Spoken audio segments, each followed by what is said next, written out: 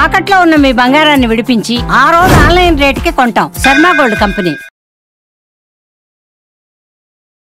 నమస్తే, మీరు చూస్తుంది సుమన్ టీవీ. నేను మీ కీర్తి.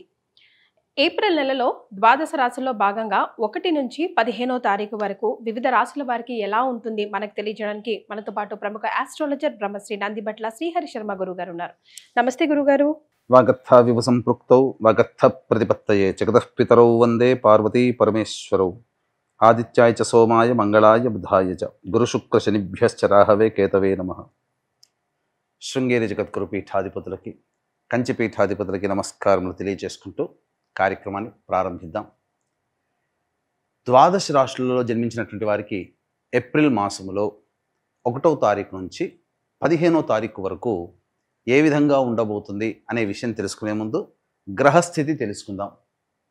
ఇక వృషభ రాశిలోనే గురు సంచారం చేస్తూ ఉండడం, అలాగే కుజుడు కర్కాటక రాశిలో సంచారం చేస్తూ ఉండడం, మరియు కేతువు కన్యా రాశిలో, అలాగే పంచగ్రహ కూటమి అనగా గమనించుకున్నట్లయితే ఉగాది నుంచి 30వ తారీఖు వరకు కూడా షష్టగ్రహ కూటమి అనేటువంటిది ఏర్పడడం జరిగింది.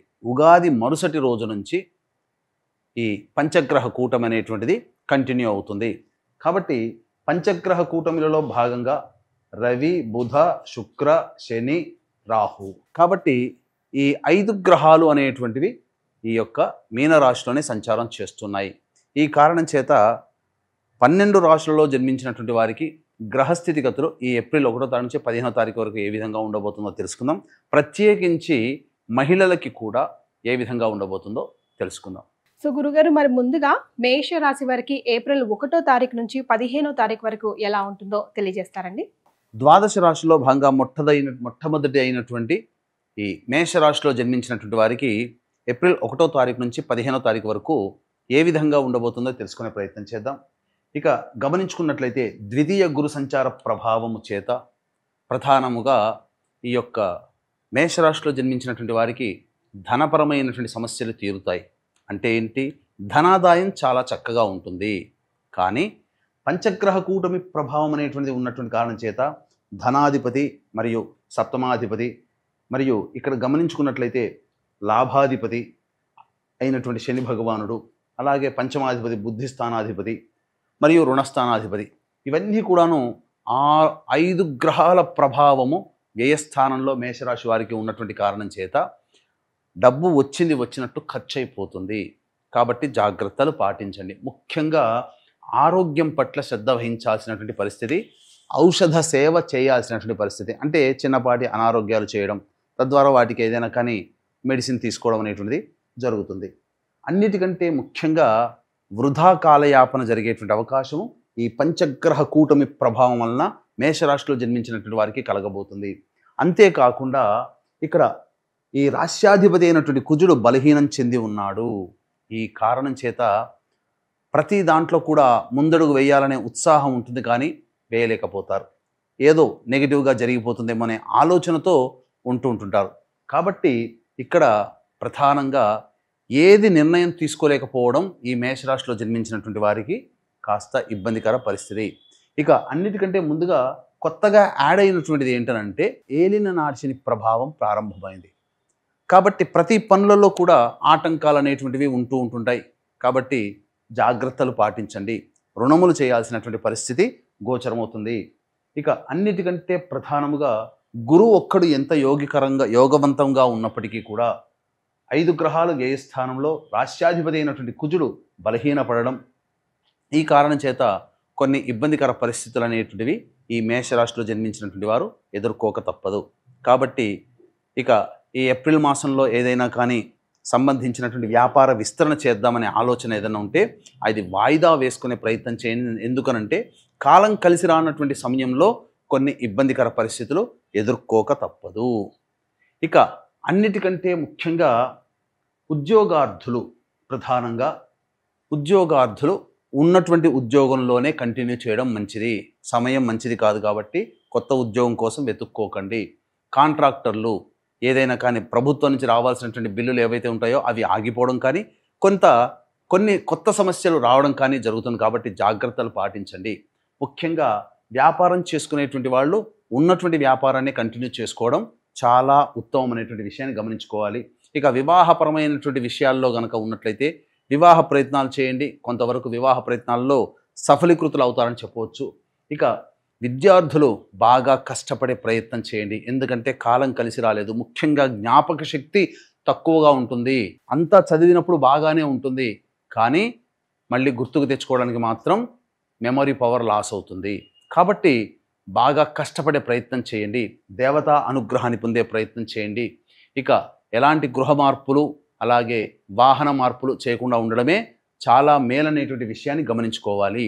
అన్ని విధాలుగా చూసుకుంటే ధనాదాయం ఉన్నప్పటికీ కూడా ధనం ఆదాయానికి మించిన ఖర్చులు ఈ మేషరాశి వారికి గోచరమవుతున్నటువంటి కారణం చేత కొన్ని విపత్కర పరిస్థితులు ఉంటాయి. కాబట్టి జాగ్రత్తలు పాటించండి. పెద్దల సలహాలు సూచనలు పాటించి ముందుకు వెళ్ళే ప్రయత్నం చేయండి. ప్రధానంగా గమనించుకున్నట్లయితే నిద్రలేమి అనేటువంటిది ఎక్కువగా ఉంటుంది. సమయానికి నిద్ర లేకపోవడము, అలాగే శారీరక శ్రమ, మానసిక ఒత్తిడి అధికంగా ఉండడం అనేటువంటిది జరగబోతుంది. సో ముఖ్యంగా మహిళలకి ఏప్రిల్ 1 నుంచి 15 వరకు ఎలా ఉంటుందో ఒకసారి వివరించండి గురుగారు. ఇక ఈ రాశిలో జన్మించినటువంటి మహిళలు గనక చూసుకున్నట్లయితే ప్రధానంగా సమస్యలు అనేటువంటివి ఎక్కువగా అవుతాయి. మీరు అనుకున్నది ఒకటి, జరిగేది ఒకటిగా ఉంటుంది. కాబట్టి జాగ్రత్తలు పాటించండి. ఏది ఏమైనప్పటికీ కూడా ఈ రాశిలో జన్మించినటువంటి మహిళలు ఆరోగ్యం పట్ల ఎక్కువగా శ్రద్ధ వహించాల్సినటువంటి పరిస్థితి. ఇక ముఖ్యంగా చూసుకున్నట్లయితే బ్యూటీ పార్లర్, బొటిక్ రంగం, అలాగే ఈ సంబంధించినటువంటి లేడీస్ టైలర్స్కి సంబంధించి మరియు బ్యాంగిల్ స్టోర్స్కి సంబంధించి సౌందర్య ఉత్పత్తుల అమ్మకాలకు సంబంధించినటువంటి విషయాల్లో మీకు బాగా వస్తువులు సేల్ అయిపోతాయి, కానీ వాటి నుంచి రావాల్సింది అప్పుల రూపంలోనే మీకు ఉంటాయి. వాటికి సంబంధించినటువంటి అమౌంట్ మీరు వసూలు చేసుకోలేకపోతారు. కాబట్టి మీరు క్రెడిట్ అనే బేస్ కాకుండా మీరు ప్రయత్నం చేయండి. కొంతవరకైనా మీకు లాభం అనేటువంటిది ఉంటుందని చెప్పవచ్చు. ఇక ముఖ్యంగా బాధ్యతలు, కుటుంబంలో బాధ్యతలు పెరుగుతాయి. తత్కారణం చేత మీ మాటకి విలువ పెరుగుతుంది మహిళలకి. కానీ అంతిమంగా వచ్చేసేసరికి ఎక్కువగా కష్టపడాల్సినటువంటి పరిస్థితి వస్తుంది. కాబట్టి ఏదైనా నిర్ణయాలు తీసుకునేటప్పుడు, వ్యవహారాలు చేసేటప్పుడు మీరు ఇతరుల సలహాలు మరియు సహాయ సహకారాలు కనుక తీసుకుంటే మీ మీద ప్రెషర్ తగ్గుతుంది. అన్ని విధాలుగా ఆనందదాయకంగా ఉంటుంది. కుటుంబ సభ్యులతో ఆనందంగా గడుపుతారు. కాకపోతే భాగస్వామ్యం, జీవిత భాగస్వామితో మీరు అనుకూలంగా వెళ్ళే ప్రయత్నం చేయండి. అన్ని విధాలుగా శుభంగా ఉంటుంది. ఈ యొక్క రాశిలో జన్మించినటువంటి మహిళలకి వివాహ సంబంధాలు కుదిరే అవకాశాలు కూడా గోచరమవుతున్నాయి. ఇక ఈ యొక్క రాశిలో జన్మించినటువంటి వారికి 1వ తారీఖు నుంచి 15వ తారీఖు వరకు ఏ విధంగా ఉండబోతుందో మనం తెలియజేసుకుందాం క్లుప్తంగా. ముందుగా వీక్షించేటువంటి ప్రేక్షకులకి గమనిక, షష్టగ్రహ కూటమి వెళ్ళిపోయింది. ఇంకా పంచగ్రహ కూటమి ప్రభావం ఉండనే ఉంటుంది. సంవత్సరం అంతా కూడా ఈ విశ్వావసునామ సంవత్సరం ప్రపంచవ్యాప్తంగా విపత్తులు అనేటువంటివి ఉండబోతున్నాయి. కాబట్టి ఇటువంటి విపత్తులు మానవాళికి కూడా కలుగుతాయి. కాబట్టి ఈ విపత్తులలో మనం బయటపడాలి, సమస్యలు అనేటువంటివి తగ్గి ఆనందంగా జీవించాలి అనేటువంటి ఆలోచన ప్రతి ఒక్కరికి ఉంటుంది.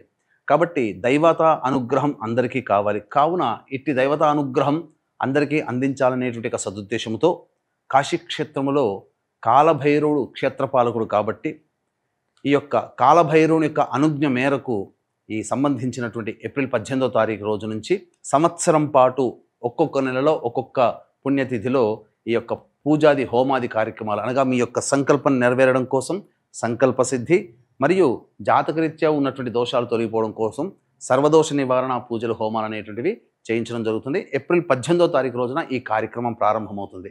అవకాశం ఉన్నవాళ్ళు సంవత్సరం పాటు మీ కుటుంబ సభ్యుల గోత్రనామాదులతో పూజలు జరిపించుకోవాలని అనుకునే వాళ్ళు ఈ కార్యక్రమాన్ని తదనంతరం కాంటాక్ట్ చేసి మీ గోత్రనామాదులు నమోదు చేసుకోవచ్చు. ఇక 1వ తారీఖు రోజున మేషరాశిలో జన్మించినటువంటి వారికి అనుకున్నటువంటి పనులన్నీ కూడా పూర్తి చేసుకుంటారు. ఇక పెండింగ్లో ఉన్నటువంటి పనులన్నీ పూర్తి చేసుకొని బాధ్యతల్ని కంప్లీట్ చేసుకుంటారు. విందులు వినోదాల్లో కుటుంబ సభ్యులతో ఆనందంగా ఉంటారని చెప్పవచ్చు. 2వ తారీఖు 3వ తారీఖులో కనుక చూసుకున్నట్లయితే ఖర్చులు అధికంగా ఉంటాయి. అలాగే కుటుంబ సభ్యులతో వాగ్వివాదాలు పెరిగేటువంటి అవకాశం గోచరమవుతుంది. కాబట్టి జాగ్రత్తలు పాటించండి. ఇక 4, 5వ తారీఖుల్లో పాత స్నేహితులను కలుసుకోవడము, సోదర సోదరిమణుల యొక్క సహాయక సహకారాలతో మీకున్నటువంటి సమస్యను పూర్తి చేసుకుంటారు. ధనపరమైనటువంటి చిక్కులన్నీ కూడా తొలగిపోతాయి. రాని బాకీలు కూడా వసూలవుతాయని చెప్పవచ్చు. ఇక 6, 7, 8 తారీఖుల్లో వాహనాన్ని నడిపేటప్పుడు జాగ్రత్తలు పాటించాలి. తల్లిగారి ఆరోగ్యం పట్ల శ్రద్ధ వహించాలి. అలాగే వాహన మరమ్మతులకి, గృహ మరమ్మతులకి ఖర్చులు అధికంగా ఉంటాయి. ప్రశాంతత లేని జీవితాన్ని పొందుతారు. 9, 10వ తారీఖుల్లో కనుక చూసుకుంటే మీ ఆరోగ్యం పట్ల శ్రద్ధ వహించాలి. ఔషధ సేవం జరిగేటువంటి అవకాశం ఉంటుంది. వృధా కాలయాపన జరుగుతుంది. ఆనందంగా ఉండలేకపోతారు. ఇక 11, 12, 13, 14, 15 తారీఖుల్లో ఈ సంబంధించినటువంటి అన్ని విధాలుగా ఆనందదాయకంగా ఉంటాయి. జీవిత భాగస్వాముల మధ్య ఉన్నటువంటి పొరపచ్చాలు తొలగిపోతాయి. ఆనందకరమైనటువంటి జీవితాన్ని పొందుతారు. అన్ని విధాలుగా యోగదాయకంగా ఉంటుంది. ధనానికి ఎటువంటి ఇబ్బందులు అనేటువంటివి ఉండవు. మరి వీరి ఇరువురు ఎలాంటి రెమెడీస్ ఫాలో అవుతే బాగుంటుందంటారు ఈ నెలలో, ముఖ్యంగా ఈ 15 రోజుల్లో? ఈ యొక్క మేషరాశిలో జన్మించినటువంటి వారు పరిహారాలలో భాగంగా ఇష్టదేవత ఆరాధన, తరచూ ఈశ్వర ఆలయాన్ని సందర్శించుకోవడం చేసుకుంటే అన్ని సమస్యలు తగ్గుతాయి. సంవత్సరం పాటు ఒక్కొక్క నెల ఒక్కొక్క క్షేత్రంలో మీ కుటుంబ సభ్యుల గోత్రనామాదులతో సంకల్ప సిద్ధి, సర్వదోష నివారణ పూజలు, హోమాలు అనేటువంటివి చేయించడం జరుగుతుంది. అవకాశం ఉంటే ఆ కార్యక్రమంలో కూడా మీ గోత్రనామాదులు నమోదు చేసుకోవచ్చు. చాలా సంతోషం గురుగారు. మేషరాశి వారికి ఎలా ఉంటుందో తెలియజేశారు. ధన్యవాదాలు. సర్వం శ్రీ ఉమామహేశ్వర పరబ్రహ్మార్పణమస్తు.